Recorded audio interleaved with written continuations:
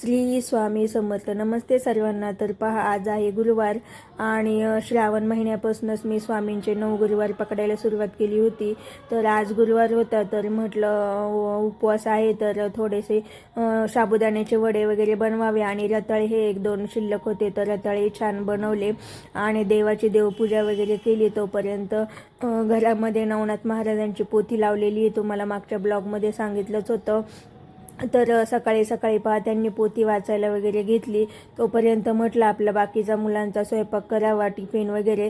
मला तर उपवासच आहे, पण तिघांना जेवायला काहीतरी बनवायला हवं आणि शाळेला टिफिनही बनवायचं आहे. तर पहा, छान मटकीची उसळ आणि चपाती वगैरे बनवली होती.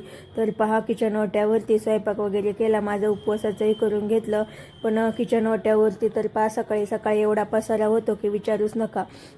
आणि आज गुरुवार आहे, पारायण वगैरे करायचे, त्यामुळे सकाळी लवकर कामं केले, कपडे वगैरे पटकन धुवून वाळत टाकले. आणि आज जरा पाऊसही उघडले, त्याच्यामुळं कपडे वगैरे छान वाळतील. नंतर मुलं ट्युशनवरून येतील आणि त्यांना आल्यानंतर पटकन जेवायला वगैरे दिलं, कारण की म्हटलं आज आपला गुरुवार आहे तर छान स्वामींच्या मठात वगैरे जाऊन दर्शन घेऊन यावं. तर मुलांनाही सोबत न्यायचं होतं, त्यामुळे त्यांना पटकन जेवायला वगैरे दिलं आणि दोन्ही मुलांना घेऊन छान स्वामींच्या मठात वगैरे जाऊन दर्शन घेऊन आले. तर पहा, दर्शन करून घरी आले आणि लगेच स्वामींची पूजा वगैरे मांडून घेतली.